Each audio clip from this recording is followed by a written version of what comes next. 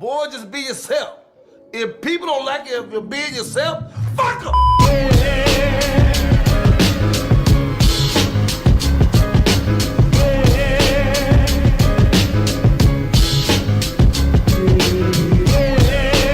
Welcome to Cognac Conversations. I'm Big Los. Hollywood Kev. Appreciate you. This is like she said, this is the first podcast of Beat Network. This is our baby. This kind of launched everything, got everything going. This was 2 years of a lot of hard work, a lot of dedication, a lot of sacrifice, and just a lot of everything. A lot of the sweat because it's hot in here, so we all gonna have to deal with that tonight. And here we are at our 100th episode. Never thought we was gonna get here, to be honest with you. We had every difficulty possible cross us, but we're here now. We appreciate you guys coming through and celebrating with us. How's everybody doing tonight? Y'all good? Y'all get some drinks? Y'all good? That's the real question. How the drinks? Right. So, all right, so we couldn't get a reaction of how y'all are doing, but then the drinks is fire. Right, We good. fire. Drinks is straight. Right. Did y'all eat or y'all saving that? You ate. You got your food. We also got Twice Bake in the building. Really good food. If you guys need to coat your stomach, get ready for your drinks. Absolutely going to be in the back. And as I mentioned before, we also have our vendors here. Yep. Afrotica's in the building, as well as Vibes Brand & Co. You know, there's going to be some time afterwards as well to stop by, grab some things. You know, take some home, which is going to be nice over there. So other than that, just kind of explain the event for tonight. Cognac Conversations is just a way for us to kind of repair that image of black men, get the opportunity to ask the questions, give that opportunity to address the things and hold each other accountable that people say that we don't hold each other accountable for. I see it is mostly beautiful black women here tonight, so feel free to go ham. Try to hold off on the ain't shits as much. Right, they about to go off. You know, squeeze them in where you can, you know, wherever it works out for you. I see the smile, so I know you're going to say It's something. coming. I can already see it. I see it. It's coming. It's on its way. So, like I said, it's gonna be a good night. As I said in the emails, hold your questions till afterwards. We're gonna have a Q&A portion of this. At the beginning, we're just gonna have a couple of interviews, get to know our panelists, pick their brains about some of the things we're here to talk about. But again, we appreciate you guys coming through. This really does mean the world to us. This is a real celebration, and again, we appreciate you guys so much. Absolutely. Thank you. All right, so our first guest is gonna be Mr. Sean Torrey. Sean was born and raised in Las Vegas, Nevada. He attended Canyon Springs Leadership and Law Preparatory Academy and was a part of the Magnet Program for Leadership. Sean received a Bachelor of Science degree in Human Development and Family Studies from the University of Nevada, Reno. After graduating from UNR, Sean received his Master of Science degree in Marriage and Family Therapy from UNLV. Congrats. That's nice, impressive. He is a father of two beautiful girls and spends his time volunteering in the community with two youth auxiliary groups, as well as assisting others as a personal clothing stylist. Y'all give it up for Sean. So Sean is going to be the first to be interviewed by Los and Kev, and we're going to do this the Noize style. So there you go. Thank y'all, man, for having me here. Appreciate you coming, bro. Absolutely. Thank y'all, gentlemen. What y'all want to say? Just, you know, reintroduce yourself, let people know who you are. So, hello, everyone. So, my name is Sean Torrey. I am a native of North Las Vegas and West Side, so I bounce between the North and the West Side. And yes, the North with the F, for those who's actually from Four Vegas. letters. Four letters. The North, you already know what it is. So, y'all already know. So, it's crazy because I used to get my hair cut right there, close cuts. So, close up. Right So welcome there. home. Yeah, to salute to Jerry, all those dudes over here. Yeah, a little bit. I did get my master's. I did get my bachelor's. I literally just turned 28 on Monday. So Happy birthday. Thank y'all. Yeah, I do have two mentorship programs. One's called King of Jewels. Me and my boy Nick, he's a Vegas native as well. We created this program based off the My Brother's Keeper initiative that President Obama administrated. So the city of Las Vegas reached out to us and was like, hey, man, can y'all do something? Because we already were working in the community. So we came up with this concept, this conference together. We've been doing it for 3 years. It's been pretty amazing. So King of Jewels is something for Black and Hispanic young men within Las Vegas community. And like now we're getting booked to go travel and do guest speak in different places too. So that's pretty dope. Outside of that, I am a member of Alpha Phi Fraternity Incorporated. Yes, thank you. And then I actually came through the Alpha Men Deeds of Tomorrow, so I was in M-Phi as well. So I'm actually now the executive director for the same youth group that saved my life as well. So yeah, it's a blessing. Now, had I known you was an alpha prior coming here, Yeah. Charge them extra. Would have It's changed okay. a lot of, the stilo here. I mean, it's okay. It's all right. And that's fine. We all do some strange things in college. It's fine. We all make mistakes, like, become the sum of all, like the sigma. the right? sum of Okay. all. So The exactly. Sum. So son, relax. Not playing. Is there a Mason in here? Just gonna double check. All love. Long man. story. All love. So What's going on? you said that you work with mentoring kids. So like, what's some of the things that you do through your mentorship? Okay, so some of the one of the main things about mentorship that we do, especially with King of Jewels, I push education for sure, but I also push entrepreneurship. So I am a stylist. I work with a lot of people in the Las Vegas community, help style them for the companies, help style them personally. So a few of my friends actually own different businesses out here. So what I do is I get those black and Hispanic entrepreneurs in front of the kids' face to say like, hey, these are actual black owners who are here in Las Vegas that own land in Las Vegas that actually have facilities that actually have successful businesses that you would never even think. And so that's one of the main things that I do. And another part that I do as well is I get free suits to the gentlemen, because you'd be surprised, it's 2018 and some of these kids still don't know how to do a Windsor knot, don't know how to do a single knot, don't know a difference between a tux and a business suit. Some of these kids be coming in here with the one stripe tuxedo pants, and I'm like, hey, little brother, come here. Don't do that. Bunched up at the ankle, right. you know. Yeah, because they laugh at you. Me right now, Loki. They laugh at you, and that's something that it's unfortunate because we don't talk about proper etiquette. And some of the things that our grandparents taught us or our parents taught us, those fundamentals aren't there no more. So I make sure, me and my boy Nick, we make sure we teach those. We talk with parents about the college process as well, stressing the importance of education. Because to be honest with you, high school diploma is not cutting it, an associate's not cutting it, even a bachelor's is not cutting it no more. Master's is damn near irrelevant too. Bachelor's is equivalent as to what in the 90s a high school diploma was equivalent to a bachelor's now. So even me having my master's, it took me a minute to get put on to higher education because I do work for CSN. I actually just got promoted as a campus life development coordinator, but before that, it was rough. Like, to be young and to have this experience, they look at you like, oh, you young, you got the degrees, but you young. And then if you got experience, they're like, oh, well, you don't got the education. So it's like, well, what is it? You know what I'm saying? So that's something I've been dealing with, but I had to beat through a lot of doors, and I had to do some things for free just so that I can see me, and that's it's unfortunate because black folks, especially young black men and black women for one, I salute y'all booming in education. Yeah. 10 times none. Black women are booming in education. It's phenomenal. But we still have an issue, and I still push this because I tell my kids there's over 600,000 youth in Clark County School District. 14% are African American, 39% are locked up at Spring Mountain right now. You do math. You tell me what's up with that. And you can, if you don't believe me, you can find it at Department of Juvenile Justice website. All this information is on there for you to see yourself. It's a problem when you have 14% black African American rate in the city of Las Vegas for Clark County School District, but you got 39% locked up. That don't make sense. Yeah. But that's why I do what I do, because I had a lot of homies that's dead. I have a lot of homies that's locked up. And then it sucks because it's like, damn, like I get letters and like, hey, we hear you doing your thing. I'm like, nigga, you locked up. How you? They got how you Instagram know? But it's cool. It's cool to know that some of the dudes see like Facebook posts from prison before. Right, that's what I'm saying. I'm hella like selfies and everything. I don't know. I don't do the selfies, but How do they get a cell phone in there? Huh? How do they get a cell phone in there? I mean, I know how they get it in there, but because I actually, it's crazy. They do get cell phones. Like, so I used to work over at Nevada Partners down the street.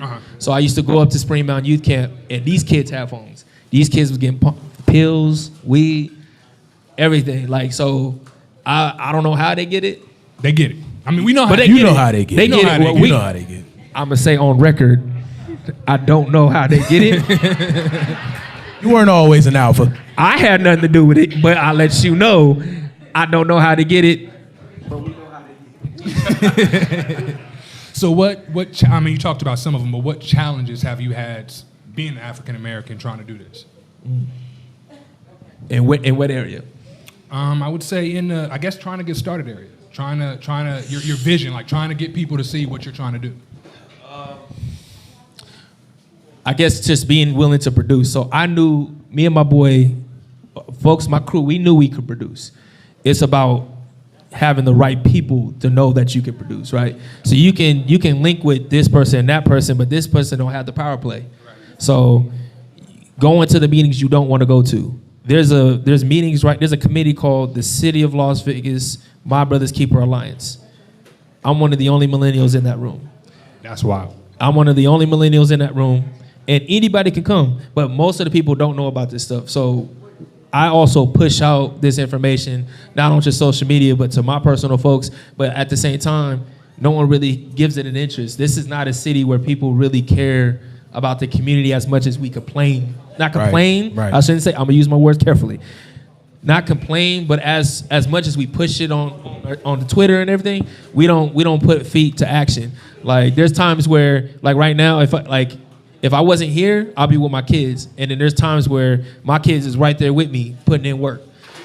And so that's something that we don't do. We don't sacrifice that time because it's either Drez, Big Sean's at Drez, or he's not at Drez, we're at Light. And if we're not at Light, we're at Urban Lounge. And if we're not at Urban Lounge, we're at Classic Jewel. Yeah. And if we're not getting anything tangible, we don't show up. That's just not everyone, but majority. The majority. I'll say majority. So with the mentoring and teaching them about the tuxes and the suits and everything like that, being that big brother that you are, what are some of the things that you're telling some of the young black men coming up, to kind of prepare them for what we're going into? We kind of hit that season to where it seemed like a black man was getting killed every other week, then ended up being a black woman every other week. So like, what are some of the things that you're teaching our young black men going forward to get ready? So it's a lot of things that I learned as being an M-Fight, also becoming an alpha, or in Greek. So we hit them with those poems. Absolutely. We hit them with those poems. We hit them with those quotes, but we make sure we relate it to what's going on. So I'm pretty sure everybody heard about Dalvin, who got shot at Cane Springs. If you don't know who Dalvin Brown is, he was actually one of my clients. And that I just cried about it last week, and I couldn't at first. It was hard because it's like, I really worked with him when he was locked up, but that was an unfortunate situation, you know what I'm saying? But stuff like that, when it happened, I was at Cane Springs the following week. When the cameras wasn't around, when no one was around, they have this group now called Real Kings Only. So now we go there monthly and talk about, what can we really do? Because at the end of the day, we know what these little niggas is doing still. Excuse my language. We know what they're doing. Right. They still out here robbing. They still out here shooting. They still out here doing shit. Like, we know what it is. Like, it's nothing to fake about it. So we really like, what can we do to help you get out the situation? It's not gonna change in a day. We know that. But what can we do as a collective to get you around folks who gonna actually push you to leave Vegas? But not just leave to leave, but actually leave to get out in a different environment so you can see what life is really like outside of Vegas. Because we get so compelled and so small-minded to what Vegas life shows us, because there's no other place like Vegas. I didn't traveled out the country and seen, like, okay, places party dope over here, but there's nothing like Vegas. And so definitely pushing that narrative and definitely giving them the jewels. Like, listen, I'm 28 years old. I just graduated high school 2009, 10 years ago this year. So I literally did this and made the moves and made the sacrifices while everybody else was turning up at MTV Spring Break. I was working 3 jobs and going to school by myself. My mom didn't have no money. Huh? You Jamaican? I honestly don't know, bro. But I don't know. But it's in your work ethic for sure. It's that extra grind. Like, I come from, me and my mom shared the same bedroom from the 1st grade to the 7th grade. Eating hot sauce and noodles, like hot dogs cut up. I come from that. So it's like, for me, I'm like, man, there's no lower you can go than when you don't have your own room and you sleep in the same bedroom as your mom. Like, there's no lower you can go. That's just how I look at it. But most of these kids now, they don't have that struggle, but they have a struggle. But some of the older folks be like, oh, y'all didn't go through this. Y'all did. Y'all downing them when their struggle is completely different. Right. We didn't have MySpace. We did. We were the age of it, but we didn't have that social media back then. So if some shit went down, you just heard about it the next day. That shit is in their faces now. Right. So it's a whole different struggle now than what it is back then. Right. But yeah, that's literally where that comes from. You know what I'm saying? Quick question: we all drinking, we all grown in here. Y'all got an issue with cussing at all? Y'all ain't got no just being real, speaking from his heart. Everybody. Okay, good? I feel comfortable, so I can say what the fuck I want. Just making sure. I'll tell y'all. There will be some shits, some fucks, you know what I'm saying? Use the colorful words, sentence enhancers. So excuse if my you will. profanity, please. Oh, okay, you got excuse it? My guy. Excuse Exactly. I do go to church. I apologize, Lord, but listen, we gonna keep it real tonight. It's Friday. You got some time. You got some Right. time. I keep it real. What's going on? So how do you? I mean, we got plenty of them in attendance, so be careful. But how do you feel about the black women? I guess towards black men. I mean, to what degree? You gotta be real. In the sense Because let's be real. Like, it depends on what topic you're talking about. It could definitely go for a while. I guess in the sense of, as far as black men, like, what do you think, you know, are some ways that we can step up and step away from the stigma that we normally get? You know, of course, we're not protecting them with being, you know, disrespecting them, not uplifting them. Right. Yeah. I think for me, not just personally what I think, but what I've seen, there has been black men that's stepping it up. Right. There have Absolutely. been. Is it enough? No. Do we protect our black women enough? No. Is colorism still an issue? Yes. Like these are things that have been going on forever. But what I think, what we need to do to step it up is really look at ourselves and understanding where this pattern came from. It didn't just start with us. It didn't start with our grandparents. Where does this cycle end, and when do you get fed up? So for someone like me, I grew up dark skinned. My mom's family's all light skinned. There's an issue there in itself. Right. But then I have 2 dark skinned daughters. And every time I see people, they be like, oh, your daughters are so beautiful.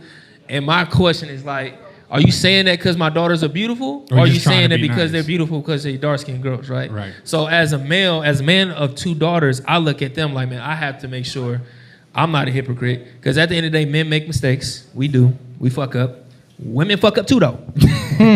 Let's not. Oh, no, y'all ain't chuckling now. Now it's like what? We did not do there. that. Women fuck up too, though. All the Let's chuckles be are real. gone. Okay. But what I will say though, what I've noticed more, and it's unfortunate, I've seen where even if a good dude fucks up, and it happens, sometimes sometimes I see women go hard at that shit. Like they will down talk this man, they will play this man like, yo, this man did this. His integrity speaks high. Just because he fucked up don't mean that this is him or self-reflection forever. Well, we said save the ain't shits for after. No. Jesus Christ. I'm not excusing Asian niggas. Like, we know who the Asian niggas are. I'm not excusing them. I'm not excusing them at all. But don't get it twisted. Good men fuck up too. Good women fuck up too. What type of fuck up? What are you talking about? It depends. It depends. And this goes beyond infidelity too, because that's the first thing we think about when it comes to black men. Oh, infidelity. That's not the only thing we're talking about. We're talking about in public how we talk about our women, how we objectify our women, how we sit here and because we get that locker room talk. Of course, we all fell into that. It's no grabbing by the pussy, though. Let's put that down. It's no grabbing by the pussy in that locker room. No, we ain't doing none of that shit. But let's be real. There's men who can't. If we say certain things, it's terrible. But I see women all the time on social media. Girl, you see this man right here, all that chocolate, this bar right here, man. Listen, I would take it. I see it all the time. So gray sweatpants. The same thing we get demonetized. So I'll talk about this fucker right here. The same thing we get demonetized for, women do it publicly and it's okay. So that gender bias is there as well. So that's one thing. Now, when it comes to cheating, I will talk about this because as someone who's a marriage and family therapist, right, who's seen someone who literally told his wife, like, babe, this isn't cool. I don't feel like this. I don't think this is working for us. Her response, and this is a client that I had, her response was, oh, okay, well, you're going to have to just deal with it. Yikes. And then you sit here and wonder why. And this man continues to try. And I'm not biased because I seen the same thing with some of my women clients where they were sitting there like, man, babe, I'm trying to do this. And at that point, it's up to you to decide what you want to do in a relationship. But then you sit in these relationships, these functional relationships, and you wonder why people step out. That's on the Henderson. That's on the notion of someone actually being good and just fucks up. That's that notion. Now, if you got somebody that continuously fucks up, continuously be cheating, that's on you. continuously to stay with that person. But if you guys change it, it works, cool. But I'm just talking about that situation there. If you want to talk about infidelity, there it goes there. It's on both sides of the spectrum. I'm not saying it's right, because as a therapist, we're not supposed to be judgmental. We're looking at it from, okay, well, what's effective in your relationship? And why did this happen? Why did that happen? But then sometimes when shit happens, we look at like, oh, I didn't do anything. No, you did. You wasn't listening. You wasn't communicating. You wanted to be controlling. You didn't want to sit here and listen to your man or your woman, and now you're sitting here looking stupid. Yep. But my fault. Go ahead. Kind of speaking to that, and then we're actually gonna wrap up and bring up the next one. One thing that you mentioned that, how ain't shit niggas fuck up, good dudes fuck up. Yeah. Just kind of speaking on that actual separation itself. Like, from your opinion, what would you say are the qualities of what a good dude is supposed to be, and how can we actually get some of these cats who are really out here living foul to kind of cross over? What I'm saying, just to repair the image. You know what I mean? Okay. So what's the way that? Sorry, your question. Basically, what in your opinion, what would you say a good dude is? And how can we help some of these brothers? I feel like a man who speaks with integrity. And integrity doesn't mean he's like honest all the time, but you be impeccable with your words. You speak with integrity. Your action speaks for itself. Like, if people know who you are, they see that, and it's like, yo, he probably just made a mistake or something happened. No one is perfect, but we hold people to a standard that's beyond what anybody signed up for, and we hold them to this pedestal. And as soon as they fuck up, you look at somebody completely different. And it doesn't have to just be in the relationship. That can be in so many other factors. You know what I'm saying? But that's how I look at it when it comes to integrity is one. Integrity is one. Respect is a huge part too. Respect is another part when it comes to men. Like any man in here, we love our respect. Please respect us, because if we feel disrespected, it's a wrap. Like I kid you not, it's a wrap if we feel disrespected. That's two. And the last thing, I said integrity, respect, accountability. There, accountability as well. I would agree with that. There you go. There you go. Tell the people where they can find you, man. Huh? Tell the people where they can find you. Oh, if you want to be found. Now you can find me, Sean Torrey, SEAN, last name Torrey, T-O-R-Y. Instagram King Torrey _7. 7 jewels. I actually have all that. I actually have a real quick question. Then I'm gonna let you go. Something that you posted on earlier. You were a part of curating a men's march, or at least a part of it, or more. If that's something you were just promoting on your page. To me. What, last week? Yeah. Oh no, that was a men's collective conference. Gotcha. Okay. Yeah. Men's collective conference. So something that you was a part of, or you were just in attendance? No. They flew me out. So in Kansas, and I wish they did this in Vegas, but it's whatever. Me and my boy Nick got the chance to do a workshop and speak in front of 120 young black and Hispanic men. Gave them some jewels, dropped some jewels on them as far as like what to get through, what they can do as far as in their neighborhoods, because a lot of what we go through in Vegas is nothing different to what goes on in Kansas. That's absolutely true. So yeah, that's what that was. Appreciate you, man. Sean Torrey, ladies and gentlemen. Appreciate y'all.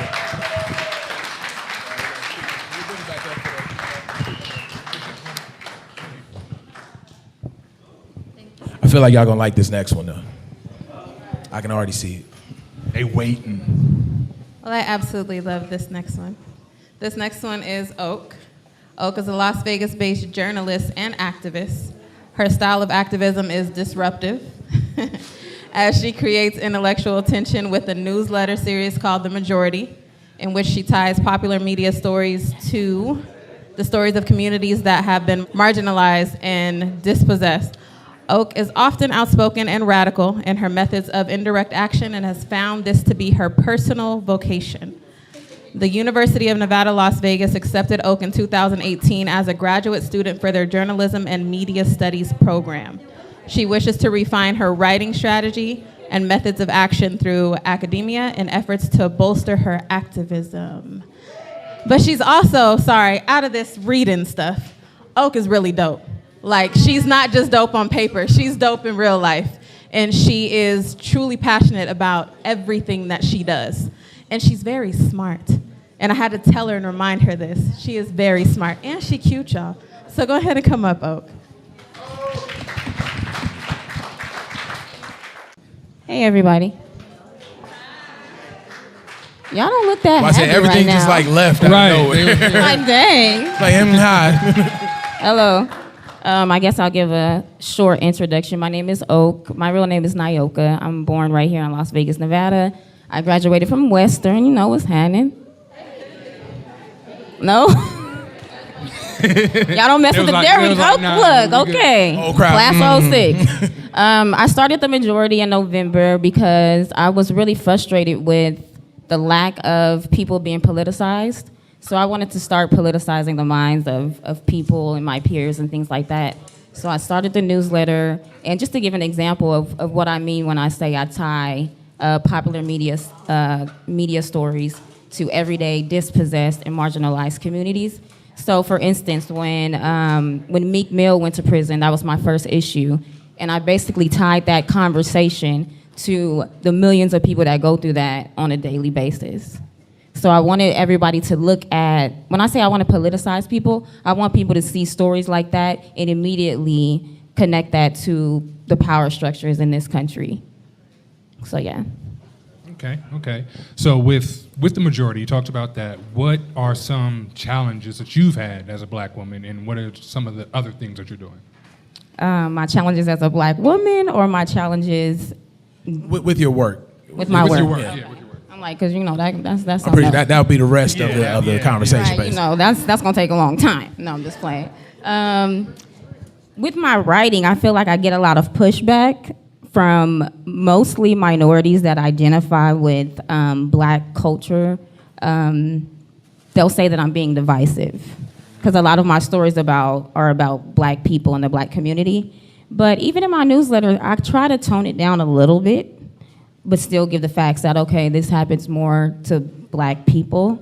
But somehow people find me divisive, and I think that's the thing that I find the most frustrating, because it's like, even if you read this story, you can still gain something, Right. but somehow you manage to feel excluded in this. When actually, no, I mean, this plays a role in your life as well. But it's just, to me, I feel like they're trying to say what a black activist should be doing, and I don't see them saying any other activist should be championing on behalf of another race as well. Hell, we don't see any other activists doing it. Right. Correct. So, outside of the majority, and again, congratulations on getting accepted at Thank UNLV. you. What are some other Congratulations. things that you were working on, and that we can actually see coming? Okay. Outside of what I do in the public eye, I plan on working with a grassroots revolutionary organization right here in Las Vegas. I won't say their name because I'm not a spokesman for them, so I'm going to keep that separate. I'll be working with them, helping build some workforce development programs on the west side, starting there, and also some political education courses to politicize the minds of young people. Okay. So we're gonna go ahead and get to what I think everybody's waiting on. So- I am not going ham tonight, okay? But that's the whole reason we brought you here. Okay. But just for all the ham. Okay. Well, ask the right question now. Got you. So, as a black woman, obviously you've had, experience with dealing with black men as far as with friendships, relationships, whatever the case may be. In this climate, what are some things that you could speak on that I'm pretty sure others would agree with you that, I guess in a sense, disappoint the black woman when it comes down to the black man? What disappoints me about black men is their lack of understanding of black women. They act like they don't understand us. It's like, what don't you understand? Let me let them We knew it exhale was real coming. fast. We That's knew what I it. said, let's get straight to it. They was like, majority, oh, that's nice. Like, I'll get to continue, the keep good preaching. stuff. They listening. But they act like they don't understand us, and that we just have this existence that's not real. So they don't trust us, right? And it's very frustrating, especially when, we have y'all backs. Black women exist in a world with no allies except for each other. So when I say this, I'm speaking collectively. So collectively, black men, I'm sorry, but you guys do not act like our allies. you have to be woke. You have to be all these different things in order for you guys to understand that you're supposed to be my ally, and that's just odd to me. When you say understanding, what exactly do you mean? Like, what are we not understanding? Okay, so black men will say, black women, they have attitudes. Black women are not submissive. Black women can't keep a man, and it's just all this stuff. And really, it just relates to our relationship with them. It's not anything that has to do with us in particular. And it's really just a preference for whiteness. That's a fuck nigga comment, by the way. Can I just touch on that just for a second? If you're gonna say some wild shit like, y'all do this, y'all do that, everybody's everybody. So if that's how you can have your opinion, then, do you? But that's a fuck nigga comment to make. I get tired of hearing that shit, but I'm sorry, continue. But there is some truth to it. Black women do have more of a voice than the preferred white version of what womanhood is. And it really relates to the difference between black women and non-black women that they're referring to when they say they want someone submissive is the culture. Because black women weren't originally the property of black men, whereas white women were. So they were at home doing nothing while the black slave was in there feeding the children, cooking, being the nanny, where the white woman was just chilling. She was rich, she was fine, but she was the property of this white man. Whereas when the black woman left that house and went into the area where the slaves lived, they were a unit, they worked together, they respected each other. The black woman had a voice in that situation. So now, after the 70s, you have this different idea come into society where black men are told, you can be like white men. All you have to do is make money. All you have to do is be successful. All you have to do is all these things. So then they start to believe they want to be like white men, and then they start to adhere to this idea of white supremacy patriarchy.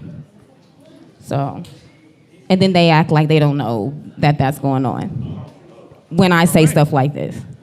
Makes sense? You make sense? As far as from the understanding side, the reverse way, what are some things that I guess black men would have to do?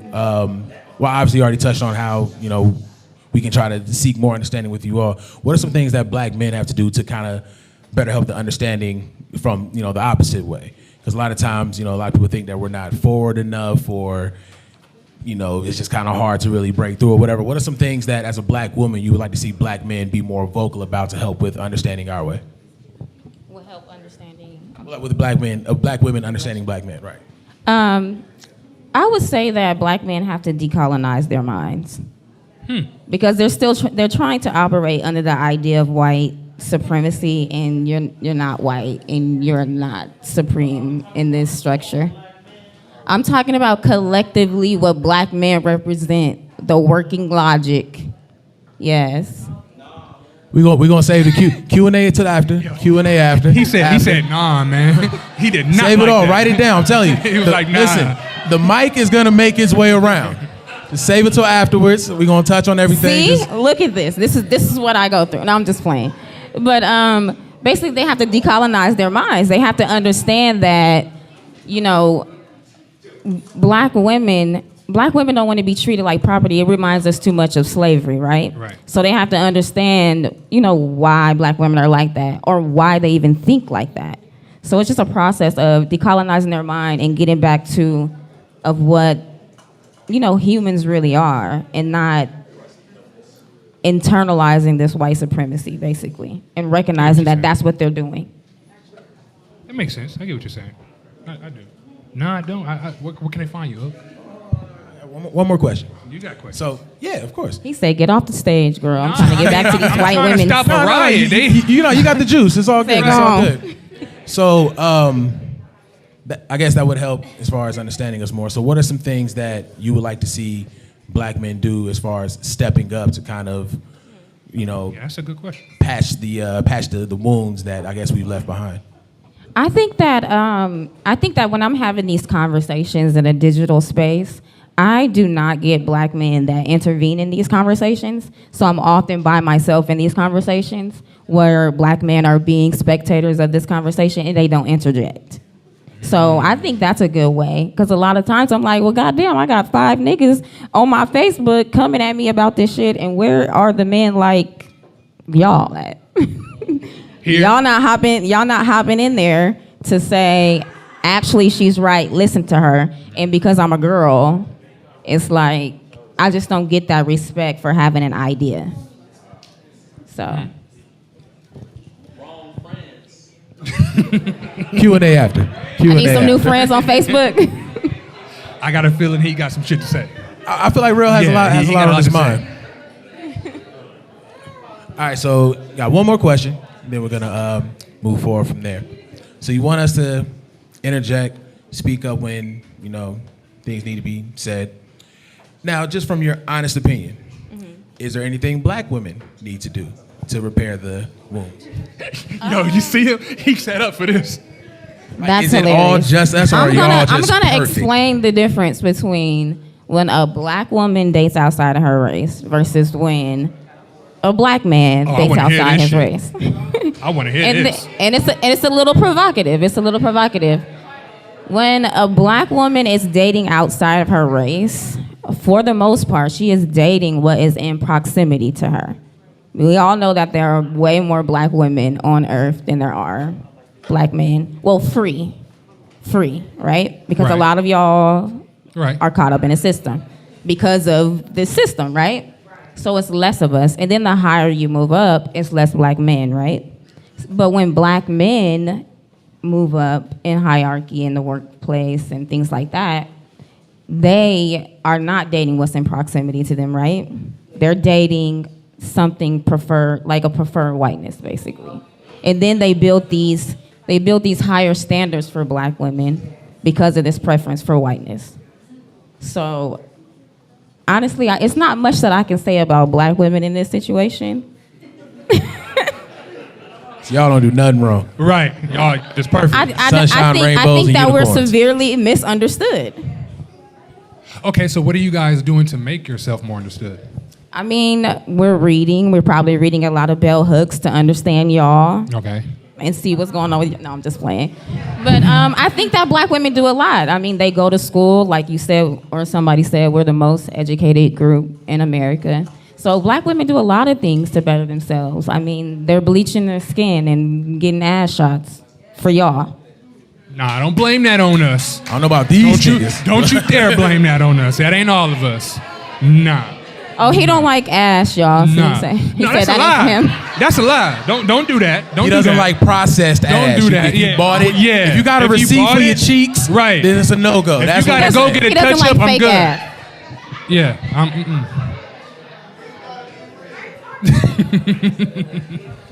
Other than that, is there anything you kind of just want to leave the people with before we give them your information?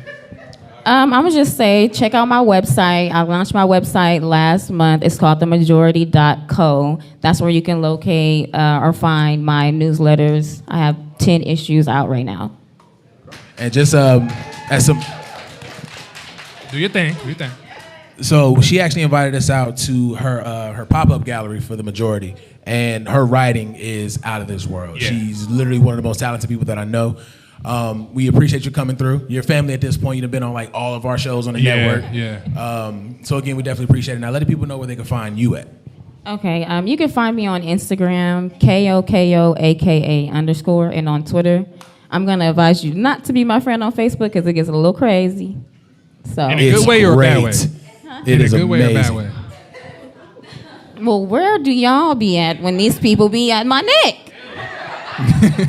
She said it's not that bad. They be watching. Ooh, you slid in.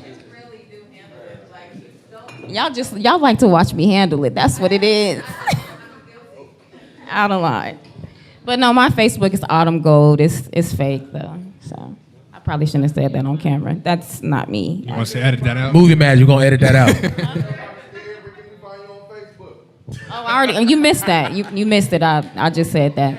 That's because he got a drink in his hand. He is. not He's paying already attention. invested Real right now. aggressive, He's wasn't already it? in there. I'm not on Facebook. Oak, ladies and gentlemen. Yeah. Oak.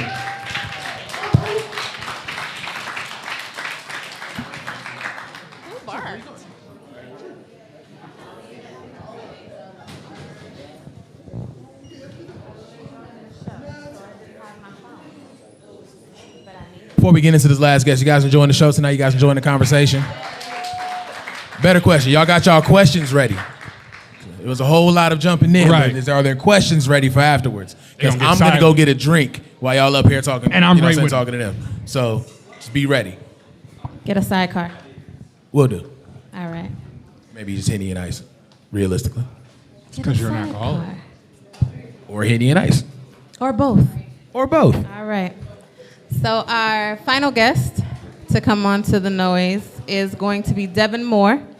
He's also a native of Vegas and CEO of Moore Global Group and GoUrbanVegas.com, founder of Vegas Black Think Tank, a community organization, and he also does the Neo Soul at Blue Martini, which is where I met him for the first time.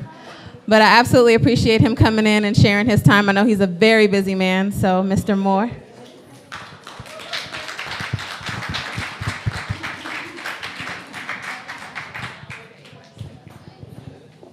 What's going on, brother?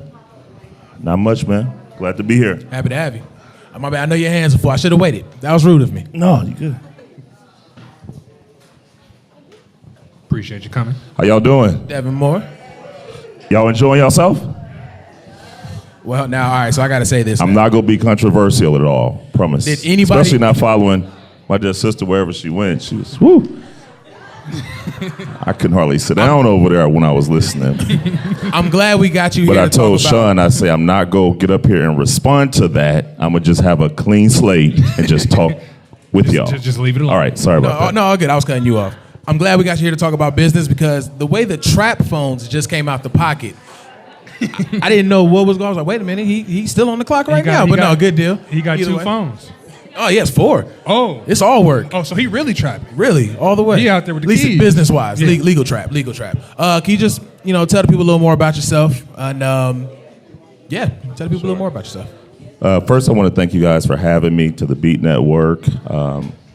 Rel, it's my first time inside of here, man. Dope spot.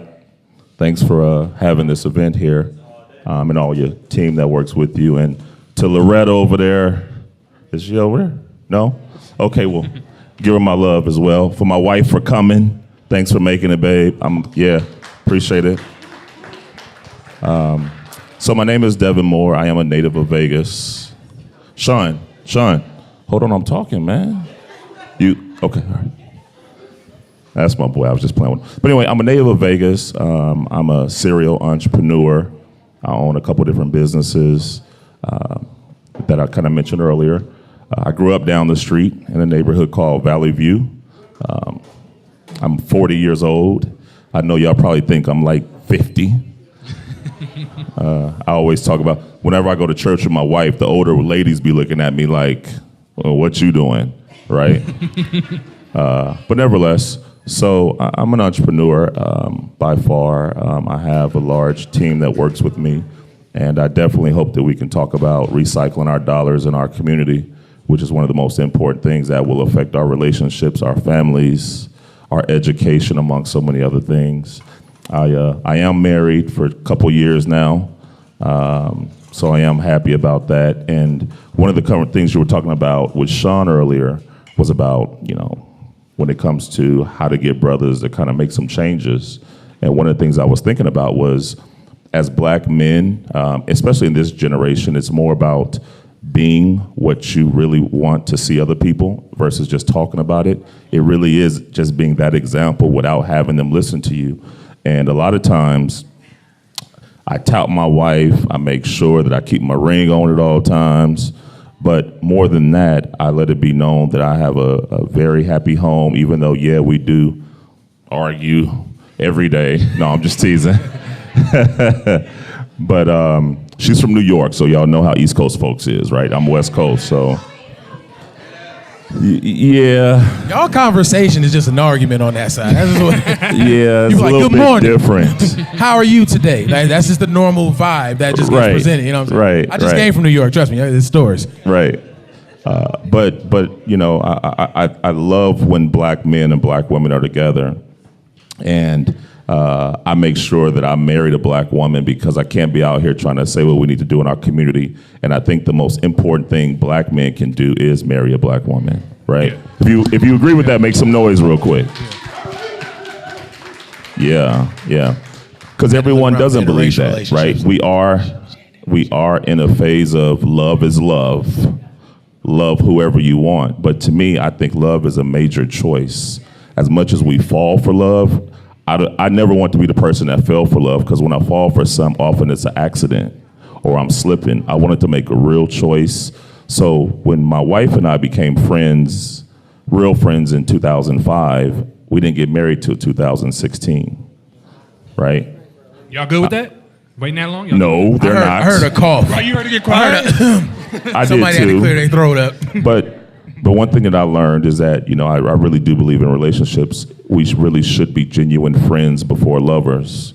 I wanted her to know the worst of me, and I wanted to know the worst of her and still know if I could love her, still wake up to her, still have nasty sex with her, right? My guy. For me, nasty sex for her making love is what works, but I need nasty sex, right? Y'all some freaks. They clapping. Fellas, y'all with me?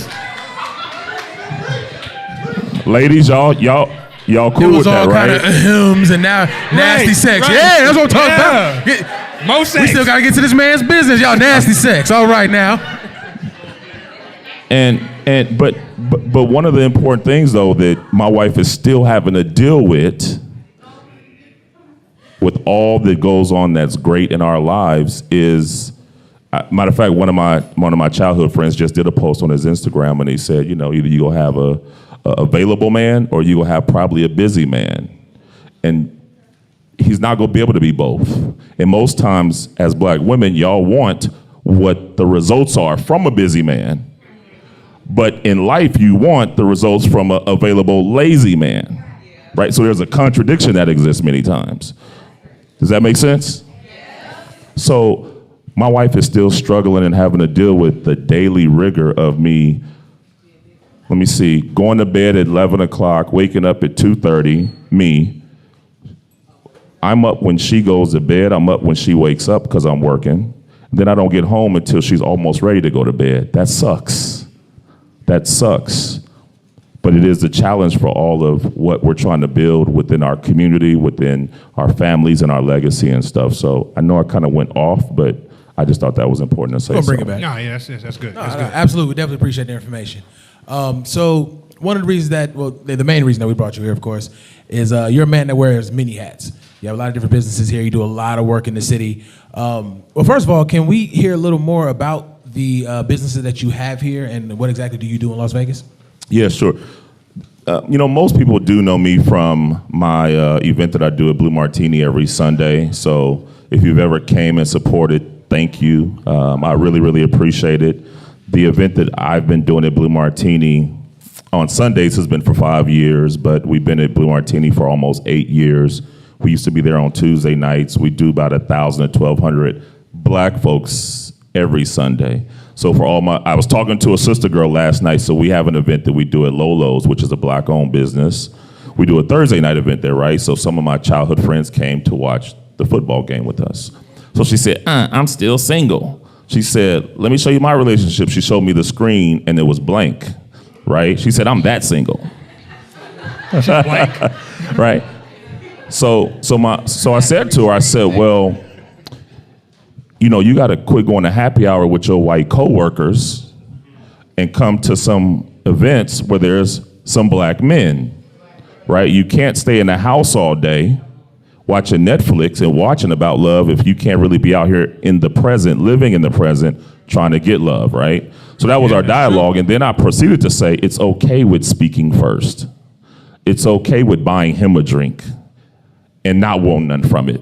It's okay with actually initiating a conversation and say, hey, let's be friends. Take the men that's in the friend buckets and put them in a different bucket. They're probably some good guys for you to marry.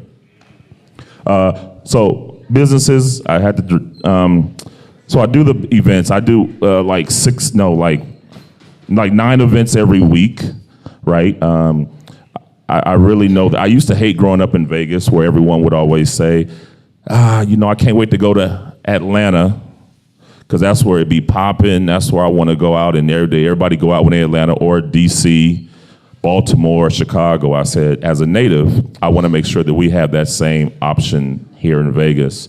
So instead of me complaining about it, I decided to do something about it. My profession and background is in marketing, which many people don't necessarily know that because they know me from all the events that we do. So that's one thing is on the event side. I meet with, and not just myself, but Sparkle, who's here, she works with me. We meet with 40 to 50 Black-owned businesses every week, right? And we do a lot of consulting with them because we really want to make sure that they grow so y'all can spend money with them, right? We got to spend money with our businesses. Not only that, because they're going to give our family members the best opportunity at getting a job without using skin color against them. And so it's so important that our businesses grow. They can't grow without us. Fact is, the Asian folks that we get our nails and hair stuff done with, they're not spending money in our community. They're not. Anybody got an Asian mani and pedi person? Raise your I better hand. see some hands. So everybody got That's what somebody I'm black talking donate? You do? You two? Somebody lying. There's a fibber or Just two saying, up somebody here. lying. That's all I'm saying. This is, but yeah. They, you know, I talk about this on my social media all day. But I told my wife, baby, you got to quit going to the Asian folks. This not gonna work for our house. And I thank God that she was willing to listen and did it. And, but it's just so important for us to intentionally spend our money with people and not just keep going, spending it where it's always the easiest, always the cheapest, because we're taking money out of our own family's mouths when we do that. So my company, which is more global group, which, we're specialists in management, marketing, media, as well as events. I do own the magazine, which I brought one, and I have some here that you can take with you. It's all over the city. GoUrbanLasVegas.com, the magazine. It's in about 260 distribution locations where you can physically walk in and pick it up. And 90% of those are all Black-owned businesses, right? So let's just say 215 Black-owned businesses where the magazine is at. That's very, very important and powerful, right? The magazine is part of a website. We're building a national brand called Go Urban City. How many of y'all travel outside of Vegas ever? Raise your hand real quick.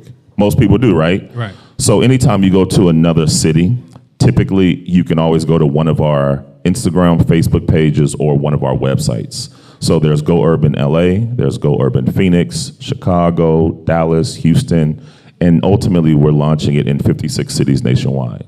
Right? So when you get to the city, there'll be a magazine waiting for you where you'll be able to have someone physically look up. Because, when you go, you want to plan your trips out and, girl, where we going tonight? And then when you get to the city, you ask somebody at the restaurant, hey, what's going on tonight? I don't even know. I don't go out. You're like, well, so the magazine as well as the website has a bunch of information, has articles on it. And so it's there. It has a Black restaurant guide, right? Most people think it's how many Black restaurants in Vegas? How many would you say? Just shout it out. How many Black restaurants? 10? 10? 40? 5? Shoot, 40. What? 15? Is 40 a crazy number, did you think? Yeah, I do. I think it's a lot less. That's a lot. At least here. I mean, it's a lot, but I think it's a lot less. I don't think we Okay, have that that's many. fair. Yeah. That's fair. So right now there's probably about 49 Black restaurants in the city. You got it? Okay. Black-owned restaurants. That's in the whole valley, including Henderson. 49 Black-owned restaurants, right? Why you do that? You like, her? Oh, I thought you was like, man, I ain't going to eat with them. Oh, okay. So our magazine carries a Black restaurant guide because we want you to know, and every time you somewhere, you might want to go take your white coworkers to the Black restaurants, right? That's how we really, really start winning, when we get white and Asian and Latino dollars to spend money with our Black businesses, right? Whole nother conversation. But there's a Black restaurant guide in here as well. There's an event calendar. So Rail, anytime you have events, please let us know. We'll be happy to put them in the magazine. It's a free listing. Make sure you pick up the magazine as well. I have another company called Urban Event Travel where we take groups of Black folks to Black events around the country.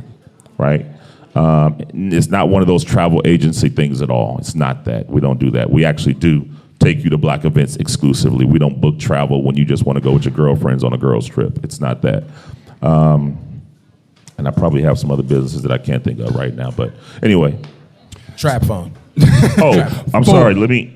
So I have about 18 phones. Why? Right? I do. All right. So social media, right? Instagram only allows you to have how many accounts logged in at once? 5 at one time, right? You got 5 Instagram accounts? No, but let me finish. So you can only be logged into 5 accounts at one time. Well, for the Go Urban City brand, remember I said we're in 56 markets nationwide. Okay. But then, not only that, so sometimes people try to take your names on social media to confuse people. It's happened to me a few times. So not only that, I can't just do Go Urban Atlanta. I got to do Go Urban ATL too. I can't just do Go Urban LA. I have to do Go Urban Los Angeles too. So there's some dual accounts for cities too, right? So right now, between myself and my team, I personally own probably about 85 Instagram accounts, right? So that we manage, not including what we do for our clients, because we do marketing for our clients, including that which we do on social media. So it does take that. It is expensive to do it, but it is an investment for what I think is worth it. So out of the various Instagram accounts, what other challenges have you had in your whole process? Well, one of the biggest challenges I have is actually on the event side of it, because when I sit with a lot of executives at hotel casinos, it doesn't always go well, right? And a lot of times it's not because we're not successful, it's because of what we look like. So one conversation particularly I had was with high executive at a major casino, and he said, the problem is not black folks, but it's just the way that they look when they come out. Did you snuff them? No, but there was some logic to what he said. Okay. So the logic was, and I see this at some of my events where let me see, how can I say this? Because I know it's being live, so I'm gonna say it carefully. The pride we take in how we look when we come out is not always there. So now when you want to walk through a casino, and imagine if it's 1,000 of us walking through a casino, and when we with our friends, we having a good time, right? Yeah. Hey man, get me a drink. Twerk circles. Hey, you going to the table? I'm about to go give me some change out the ATM right quick, right? So a lot of times it's not exclusively because of our skin color. It's also that it's 1,000 black folks, and guess who their consumer is? Old white folks that's playing the slot machines. Right. And therefore the fear that it stokes in them, whether it's fair, unfair, that's just the reality that we have to face. And I deal with that completely separately. But those are some of the challenges that I face and I don't really address it. I just try to work on it incrementally, hoping that certain venues, certain type of events will require them to do certain things and dress certain ways. Yeah. Okay. As the owner of Beat Network, one of the things I've always run into is people telling me that our content is something that may sway people outside of our color away. So as a black professional, and you've been doing this for a while now, what are some advice that you would give to upcoming black business owners, and as well as other black men and women that want to kind of get started and really jump into it? Yeah, that's a great question. On the content side of what you guys do, to be honest, don't change it. Absolutely. We're in a generation where authenticity matters. Yeah. We can smell some fakeness from 10 miles away, and we go not log in, we go jump in and jump out fast. So keep being authentic with whatever you're doing, because there definitely, I'm sure, is an audience there.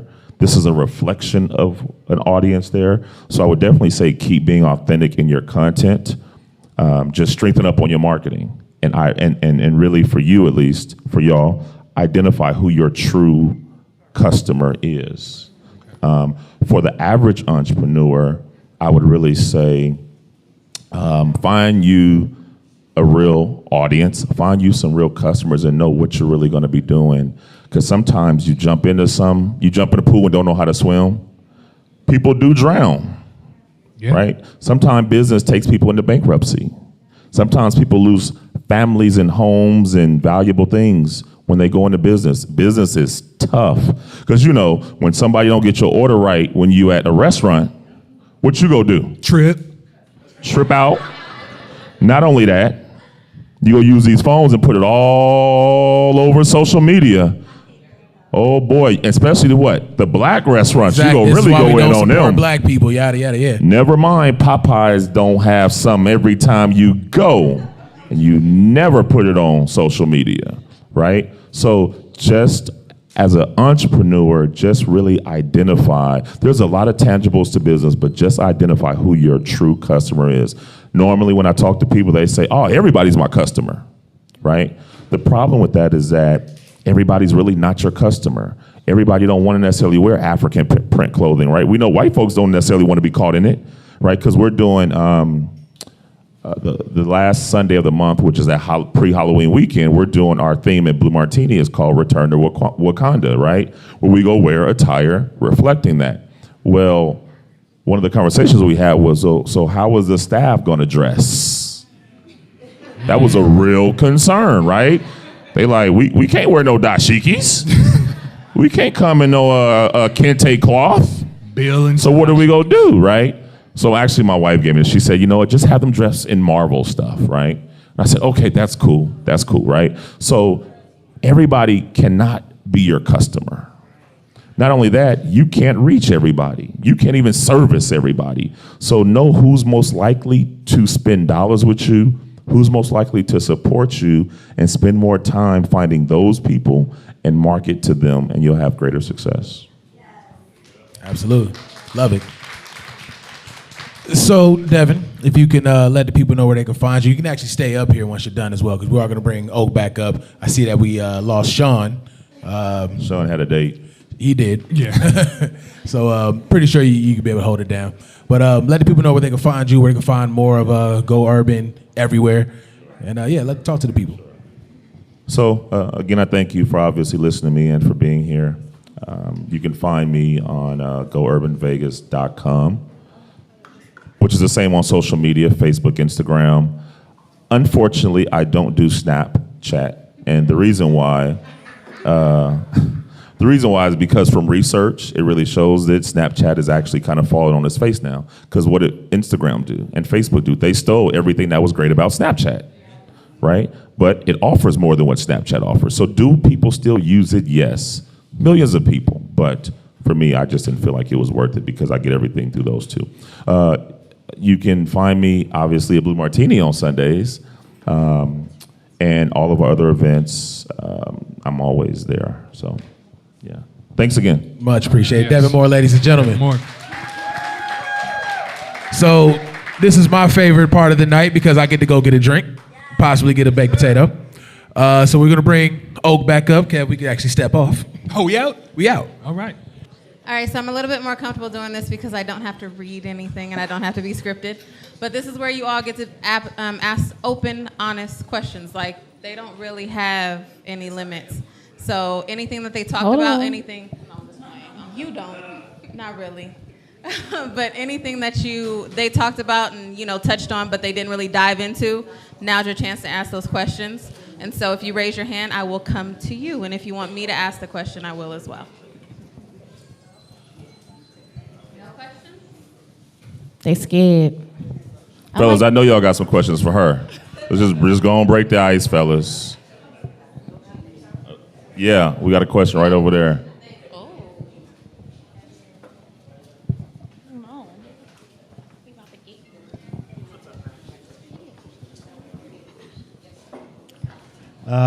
This question is for Oak.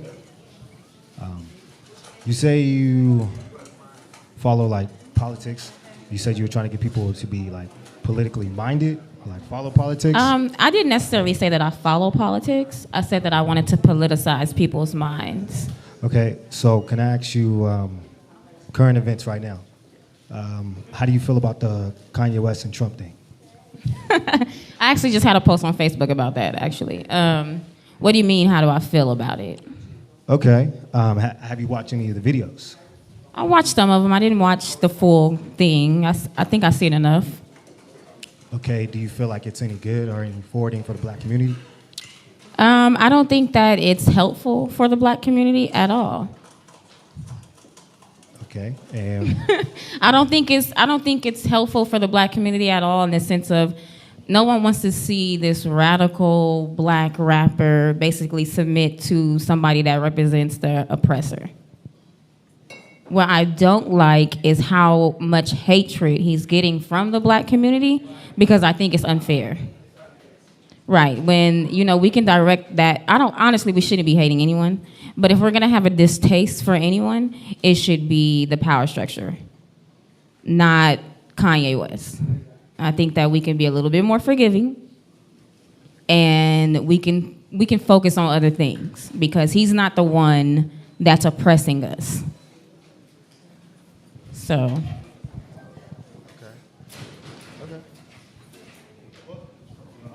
So, did you know that he was trying to stop prison reform? Or he was trying to start prison reform? Did I know that who was trying to start prison? That Kanye West and Trump were trying to work together to start prison reform. I mean, that's great. I think it's more of the imagery in the media that makes black people distrust Kanye. Now, I don't think that we shouldn't trust him. I think that it's fine to watch him. It's fine to hold him accountable for creating this kind of imagery.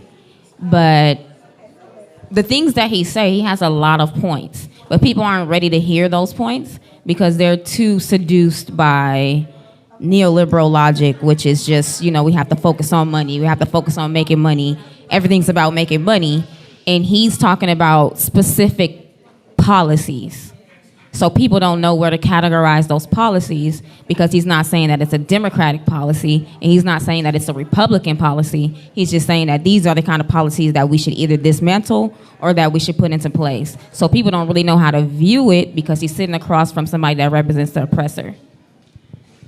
So I think that he basically exposes how much confusion our community has. Okay, thank you. I actually want to respond to some of that because one of the things that I think needs to be put into context when you deal with Kanye is that, and the conversation with Trump, of course, is that a lot of stuff that he was talking about actually happened under Republican administrations, right?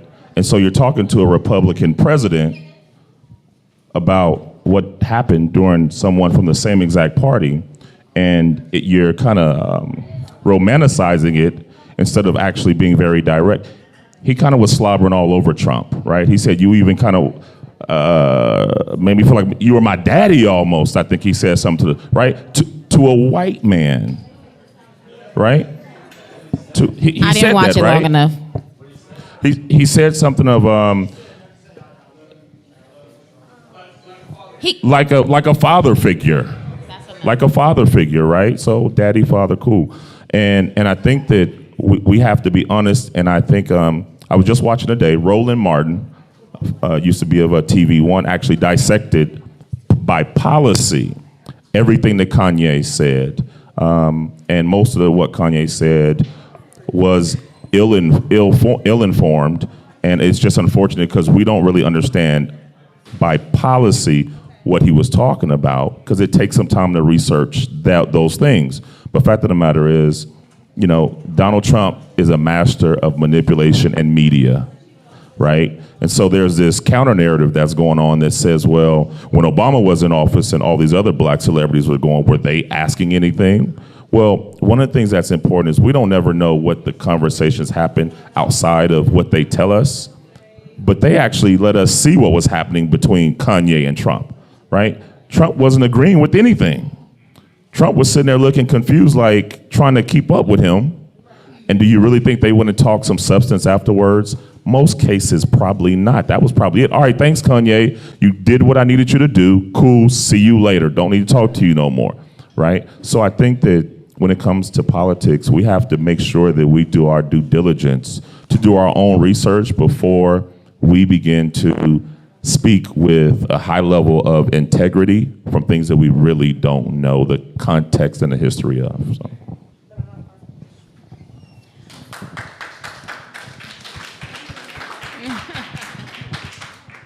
Are there any other questions? I know y'all had some questions about her thoughts of black men. Fellas, please ask her some questions. Wow. You scared now? I heard some lot of huffing and puffing back there. We had the cognac. Shade. Where's the conversation? You got a question? I love black men, okay? Y'all are my favorite. Y'all are the most preferred men on earth, period. Not the only preferred. You heard that. The most preferred. The most preferred. Black women, you're my only preferred.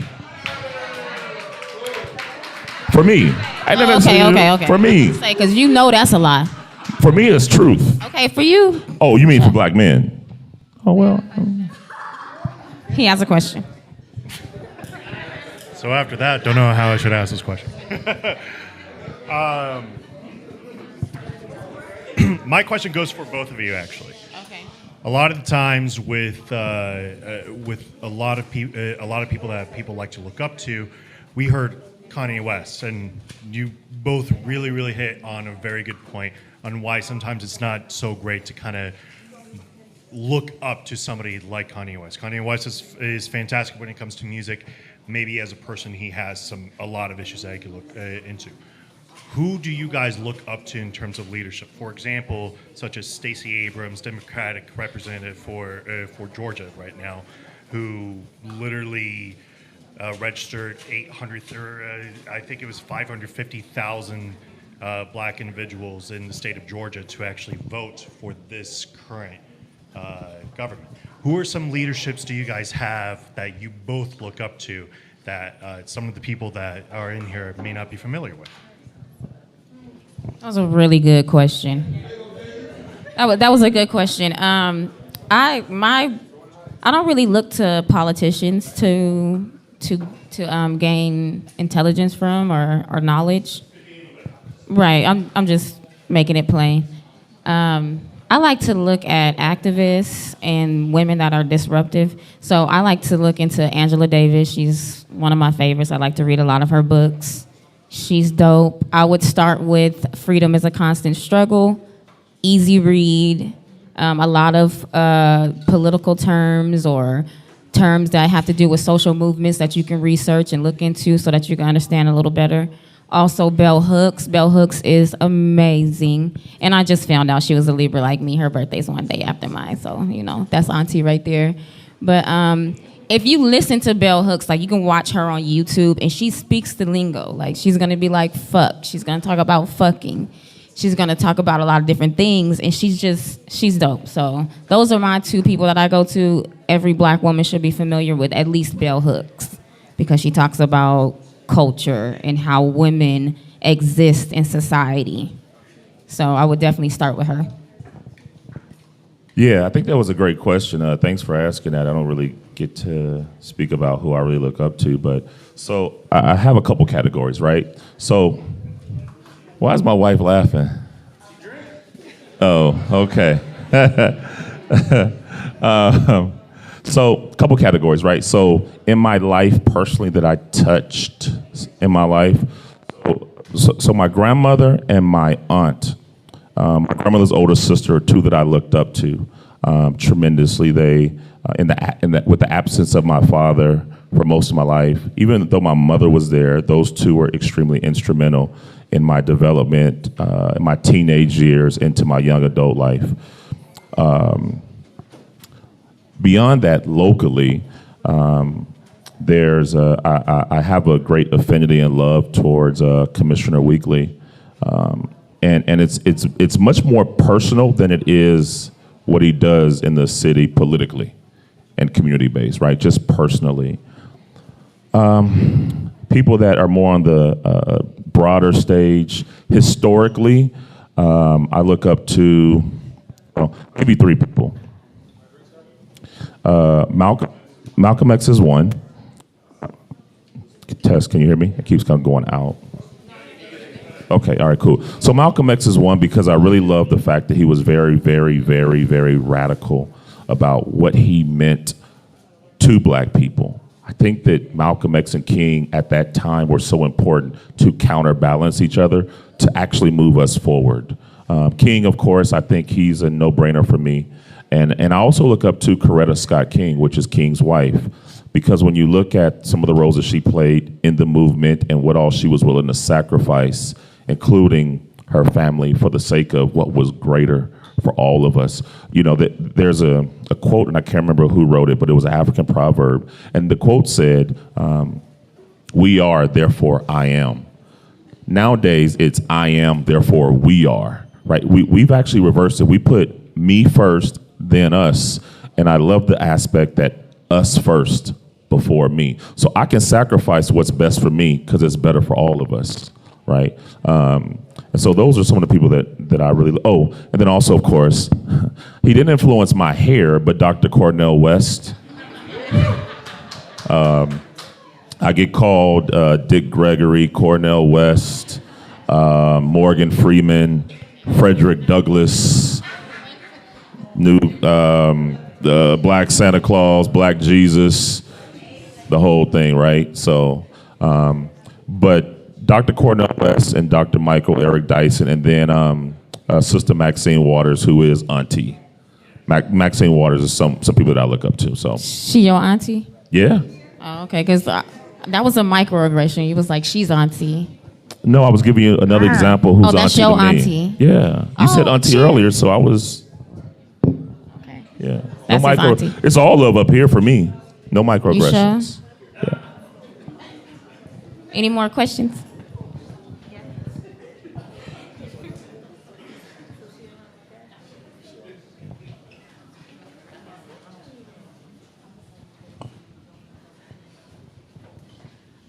This question is for both of you. What do you guys think about this kind of resurgence of feminism, as well as like this emergence of Black sisterhood and what it means for everybody, as well as the Black male's response? That was like a two-part question. So you said, what is our response to this new resurgence of feminism? Like, what do you guys think about? Be specific, girl.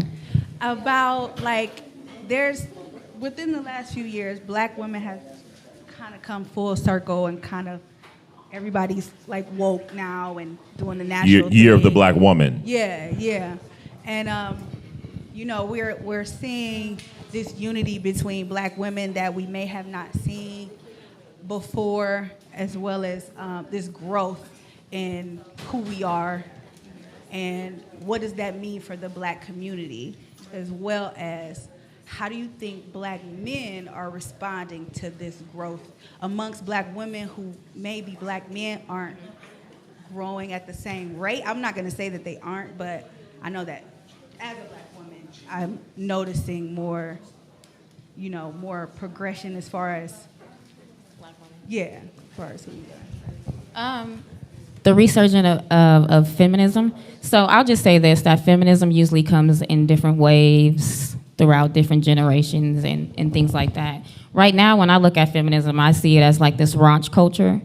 And it's, you know, Amber Rose with the slut walk and stuff like that. And then you have people like Kimberly Crenshaw, who is talking about intersectionality and things like that.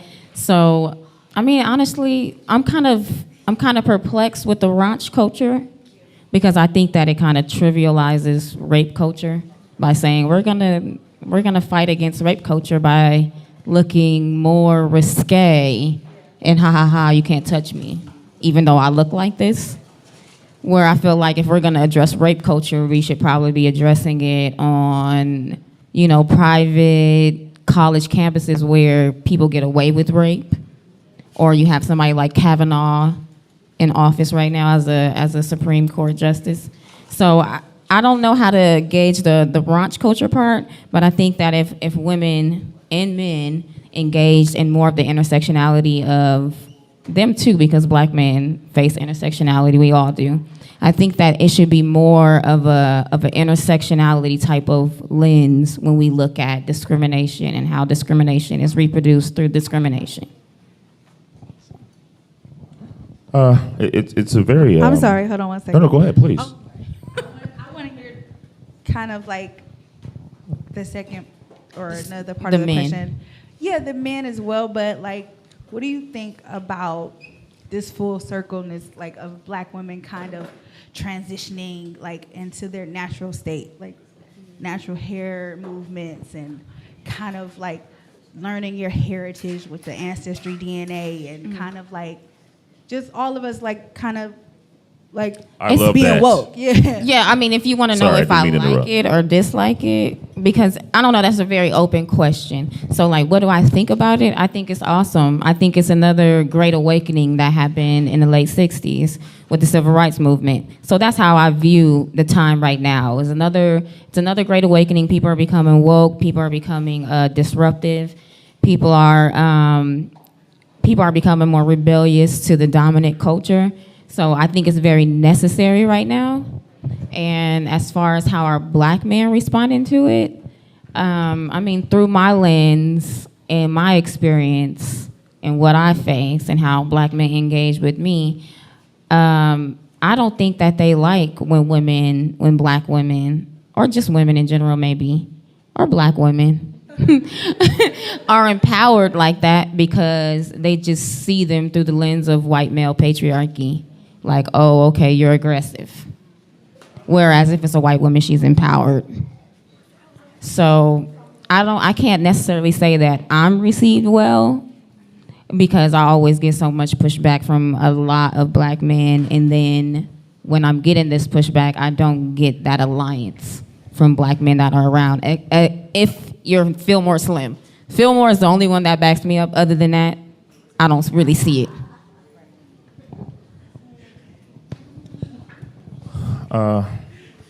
So it is a very, I think, complex issue that we face on the black feminism side of it. I often admire any movement that our culture goes through. Typically, it refines us to a place where we get to really have some reflection and introspection. And it's so important that we have those waves, within ourselves, because too often media that's not owned by us has such an influence on us that it takes us so far from the shore that at some point we have to stop and look in the mirror, right? But it's really hard to have a intelligent perspective on right now, because we're still in the beginning of it, I think, right? And so I'm very slow to have a healthy observation, because I don't know where all it's going, right? The other part of it is when we go through those movements, if you will, sometimes there's forces unknown that's making those moves happen, right? And so we have to be very careful when movements happen, right? So for example, I'm sure y'all all watch TV. Have y'all noticed there's a lot of commercials with black women and white men?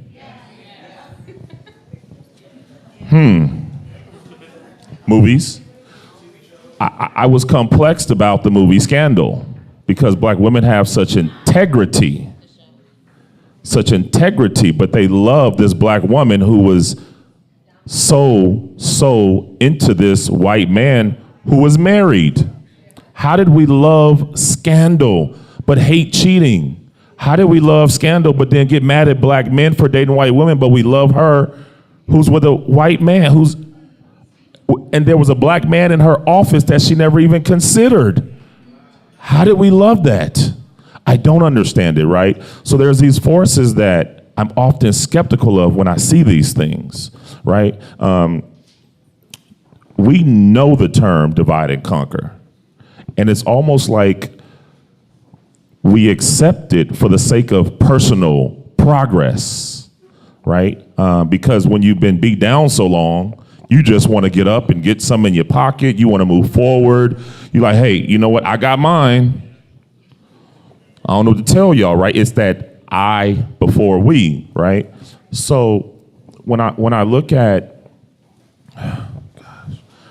when I look at where we are right now and how us as black men are trying to process it. So I got married at 21 years old. I failed in my marriage, right? When I look at, I was seduced by media, right? If it was, if it's light, it's right. I was seduced by media, and I often talk to my wife because I had to go through some real, I was brainwashed, if you will, right? Brainwash has two connotations. It's not always negative. Sometimes our brain needs to be washed. I was brainwashed in the negative way. So what we're trying to process now with the advancement of black women, the progress of black women, the new feminism of black women, it's good, and it's a bitter pill to swallow because there's some divide and conquer at work within it, unfortunately, right? Unfortunately, right? Because black men are most feared on earth. They are not afraid of you beautiful black sisters. They're not. It's just fact. They're afraid of that king, that warrior, that protector. As long as you feel abandoned, guess what you'll do? You'll go to where there's power. Where there's power is where there's white men. You'll look up to that, and you'll be more considerate of dating a white man, because guess what? He came from a two-family home, and it was all good, and he's respectful. He loves me differently, and he treats me differently, and it's different, right? The brother is struggling because there's so many changes, right? Last to get hired, first to be fired, ostracized, talked about. As bad as black women have it, the divide and conquer works because everything that I see in my news feed is talking about what black men aren't. And it's in so many memes, and it's in so many examples, and the hurt, and it's real hurt. Not reducing that at all. But the divide and conquer strategy is so effective. They're playing chess light years ahead of us. Light years ahead, at the risk of us saying, okay, black women, go and get up. Hey, be as successful as you can, without question. When that success becomes, I don't know, what do you bring to the table, right? There was a time where black women actually did stay at home. But I don't remember black men saying, well, you know what? You don't bring nothing to the table, so why am I gonna marry you? No, I'm talking about historically, right? There was a time that black men were the breadwinners. And still, a lot of them are. I am in my home. And if my wife ever made more than me, I'm okay with that. But I'm not gonna use my money to treat her in a certain kind of way. But what I went through my last relationship with my wife for about 75 days, made more money than me. Oh, she started calling the shots in the house. I couldn't tell her nothing. The budget was different. I had to be rationed with my lunch money. Oh, it was a different regime. It was like Saddam Hussein or something, right? And I'm the most passive person in my relationships. I'm like, babe, I'm good. I don't need nothing. I'll take care of everything for me, and for us as much as I can, of course. So I guess that in my summation of it is that, you said something about sisterhood, right? Which is amazing. So I started a weekend called Sisterhood Weekend. How many years ago? About 3 years ago? About 3 years ago, because my wife made a point. She said, honey, why every time we're in public, you see a black man, you nod? You speak. She says, but when I see black women, they don't speak, they don't nod, they just, right? And so it fueled me to say, you know what, I'm gonna start a weekend centered around sisterhood. So I created a weekend called Sisterhood Weekend to add to that. Not because y'all can't do it yourself, but just as a black man, I cared enough about that. And I care enough about y'all that I think it's something valuable, right? So, tough question. I don't have the full answer. I'm still watching it. For black men, I know it is a struggle because we see a lot of writing on the wall.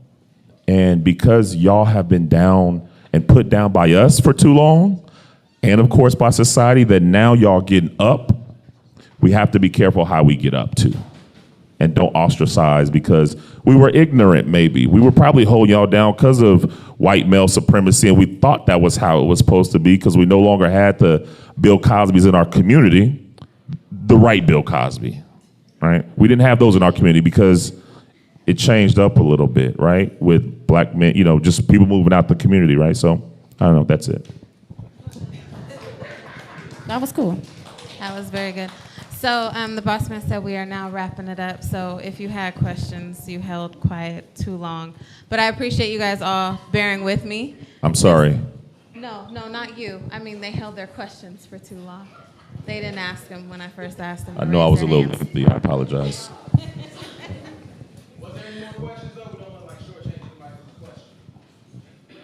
There was no more. I'll just piggyback off of what he said about black women dating white men. So I'm just gonna speak from my own experience. I've never dated a white man before, but I did start to consider this year. I was like, look, I'm about to go ahead and date me a non-black man because I got tired of sitting across from black men and they just don't see me as exceptional. They see from my experience, they were seeing every other thing as exceptional, but I had to be super exceptional. And I thought I was exceptional. I thought I was dope. But when they sat across from me, they were constantly looking for something more exceptional when it wasn't a black woman. So that made me say, white men look at me like I'm exceptional. I won't have to feel no kind of way when something else, including a black woman, walks past him. So, but that was built out of insecurity, right? But that's just something that went on in my head today. Just being open.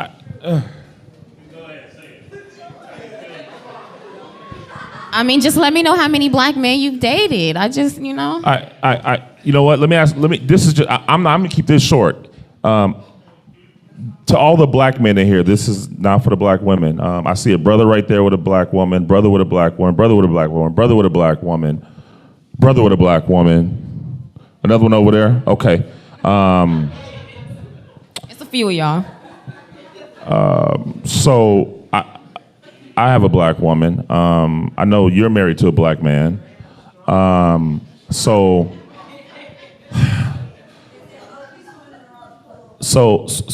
now what you're saying? No, what you're saying is there's truth to it, without question, right? Without question.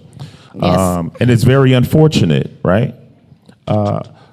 I said something earlier. There is a brainwashing that did happen, right? And it's been happening, right? Black men weren't the only ones brainwashed, first. But secondly, I think that we cannot grow weary and tired of the struggle with each other. The goal is for some of us to give up and say, you know what? I'm gonna go ahead and go over there because I got to go on over there. I got to get what I need to get. I got to get what I need to get, right? When reality is that, any single brothers in here? Hey. We ain't going that way.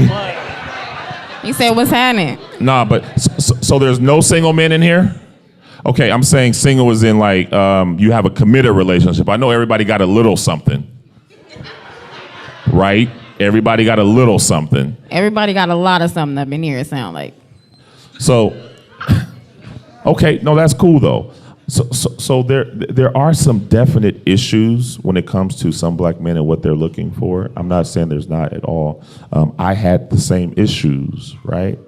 But I do know that there are many brothers that are upwardly mobile, that are doing some great work, that are still dating. We, as grown folks, we know when you meet a man, yes, he's getting some sex somewhere. So let's make sure when we say single, it's single meaning he ain't in a committed relationship. Can we agree on that? Because y'all getting some somewhere too. Right? You say clearly? Clearly. We grown, right? So I think that, but I do think that there's a lot of brothers who would, there's a lot of brothers who I think admire and love black women. And I'll say this and I'm done.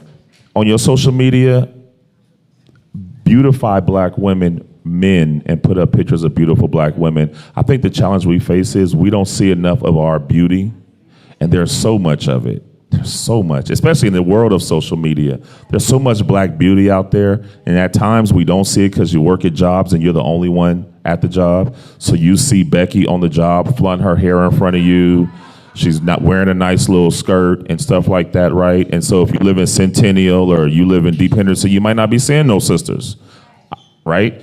However, come to Blue Martini on Sundays.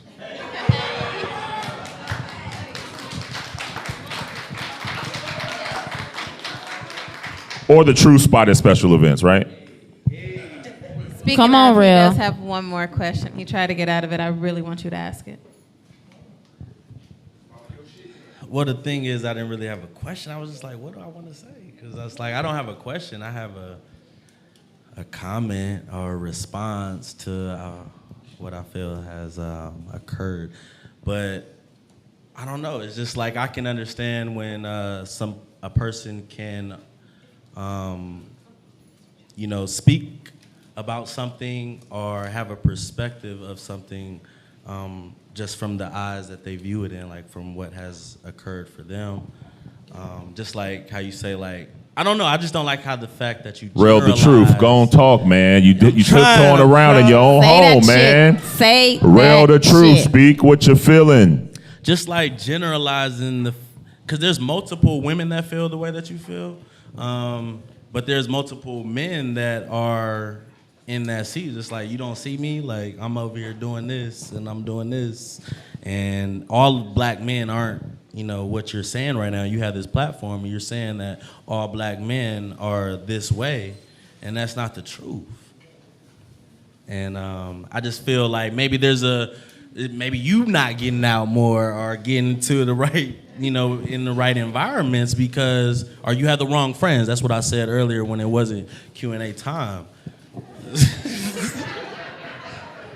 I just feel like, we out here and I can understand your point of view, but I feel like there's a lot of people out here that love black women, that uplift black women, and that only love black women. I love black women. I don't only love black women. I love all, women. I do see why they tell us don't date white women. It's because, and I've never dated a white woman, so, and I don't want to do it because that's crazy. Like, that's a whole nother story. They be accusing you of rape and all this other stuff, and you didn't do it.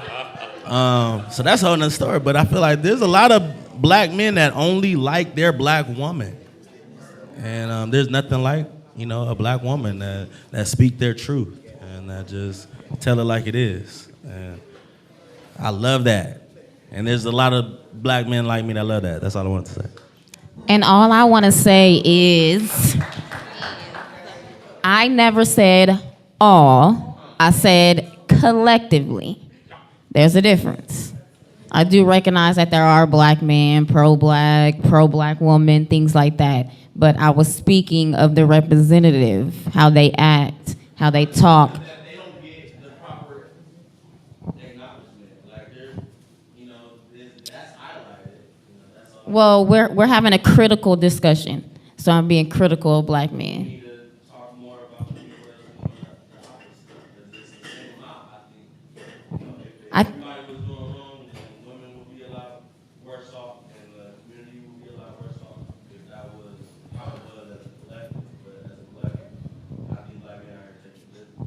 I think that when we do that, we don't acknowledge that black men collectively need to decolonize their minds.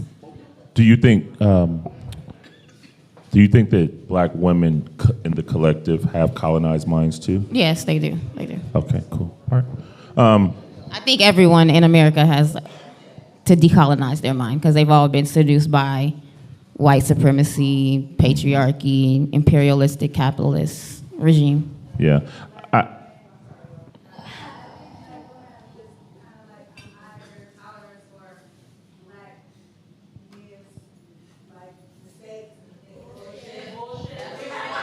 You can say abuse. You can say abuse.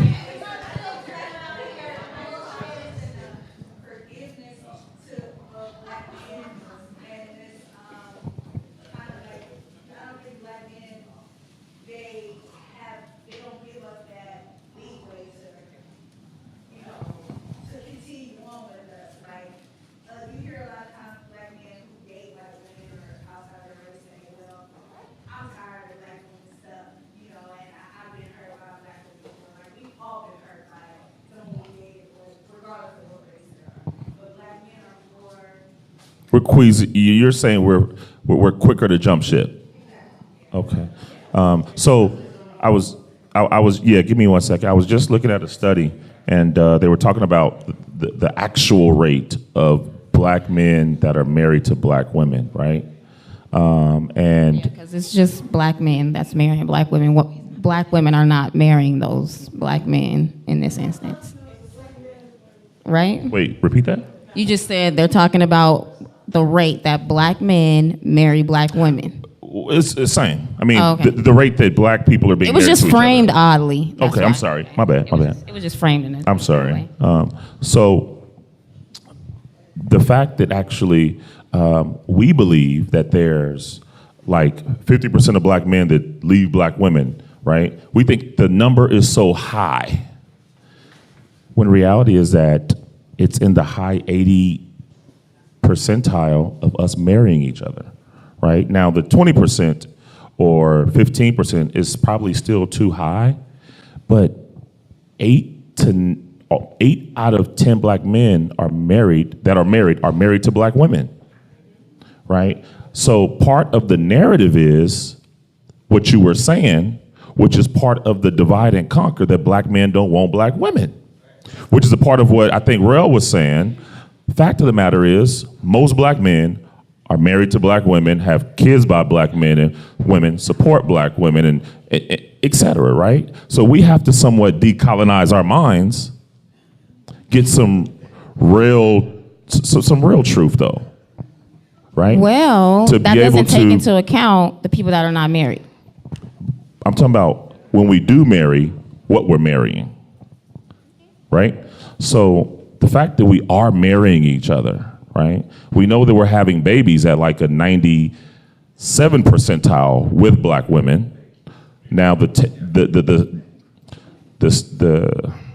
children are being born outside of marriage at high rates, right? Out of high rates, right? But what we found is that in the last 20 years, it's actually declining for whites steadily too, because it's the age groups that actually are preferring to not marry because we're becoming anti-organization, anti-institution. So we're no longer believing in institutions, therefore we're not doing it, black and white. Latinos are a little bit further after, but that's because they actually really kept their values, but theirs is going to decline soon because as the generations are starting to be born and they're becoming more westernized, theirs is going to start falling too, right? So I'm just saying that I know how it looks, right? You have to intentionally seek examples that reflect more of the reality, because when you look at what we're being presented with, it will program you to believe that, which is for a whole nother set of rules that it wants you to follow, i.e. I keep going back to Kerry Washington, right? That was such an amazing job of programming to make most black women love that show, right? And we've never really thought about what that did. And so guess what? It was so successful, they added a second show right after it, How to Get Away with Murder, black woman lawyer or professor, whatever she was, with a white dude, right? The success was there and it's working. And I'm just saying that you have a room, this is my point, you have a room full of black men with black women. Consider that there's a different narrative that's there. Cool? Yeah. Anyway.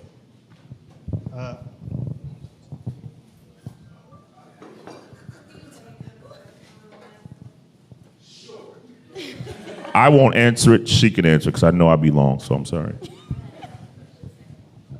It's more like a statement rather than a question. I just wanted to say about black marriage and like black women feeling like they, black men jump ship, they get with white women and then they start getting married. But I feel like as black men being like I don't have any children, but like being for black men who do have children and like grandkids and who have like nephews and stuff like that, I feel like we gotta start talking to them a little more about disrespecting the woman that you with, and getting in their ear about actually stop disrespecting them, because I feel like in the white family or whatever white family, they don't let you disrespect their daughter. You know what I mean? Like they don't let you disrespect their niece. You know what I mean? They tell you like, look, you and this family, we ain't gonna take that. You know what I mean? So I think we need a little bit more of that in the black families, and there'll probably be more marriage rates or less divorce rates and stuff like that, in my opinion. But we are now wrapping it up. I do appreciate all of you and your patience. And Devin, I appreciate your answers.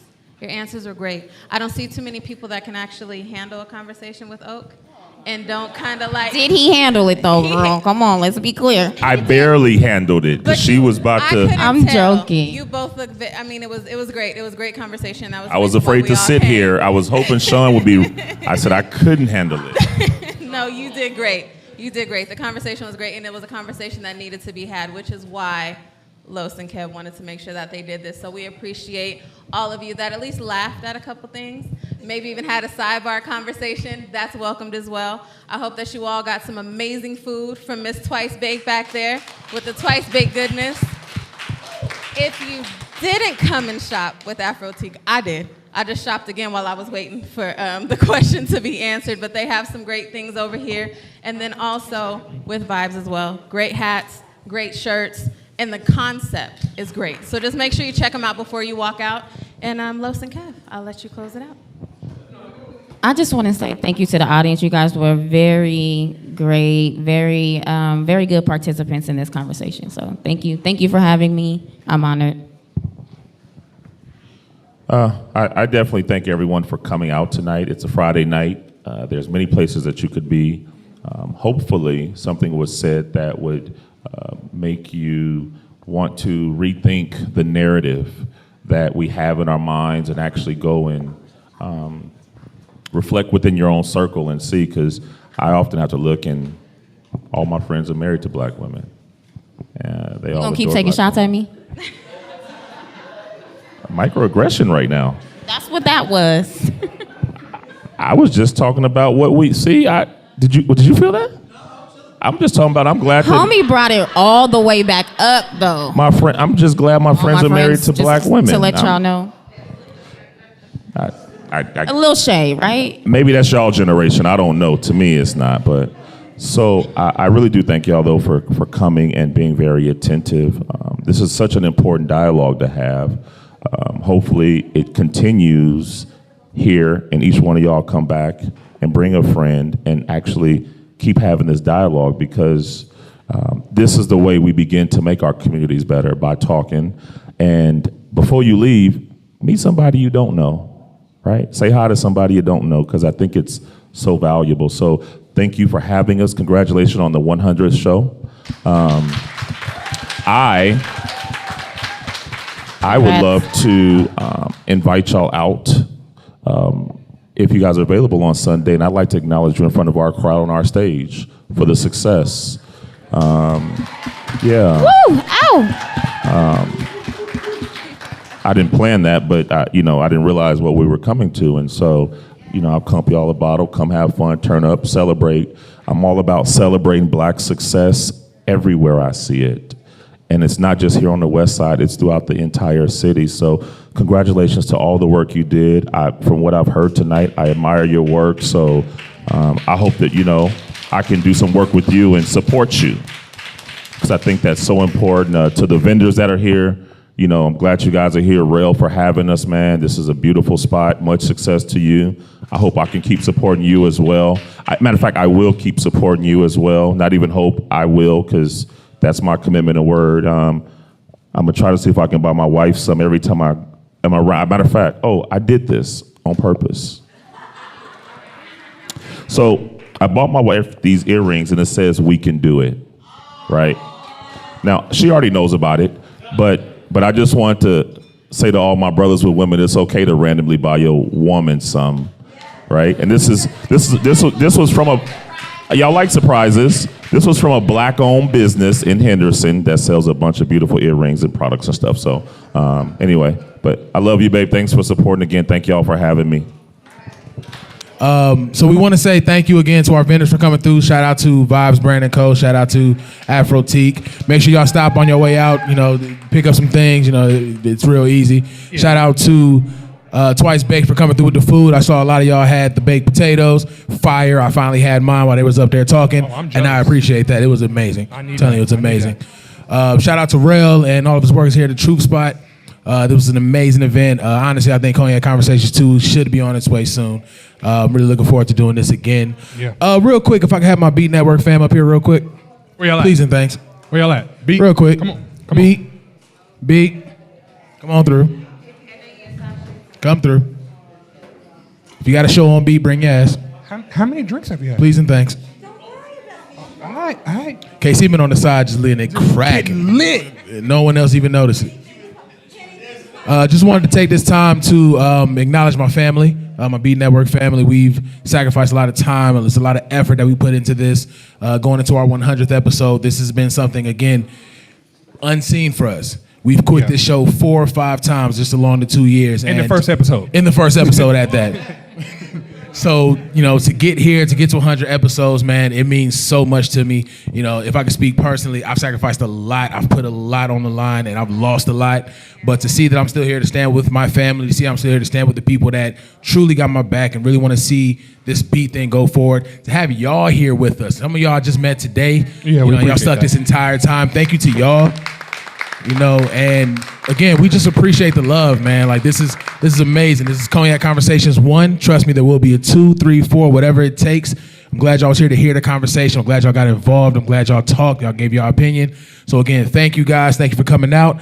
And again, it's Big Los. Hollywood Kev. It's the Noize. I'm the only one without a drink. Is that what? I'm the only one without it. Everybody got a drink but Everybody got a drink but you. Yeah.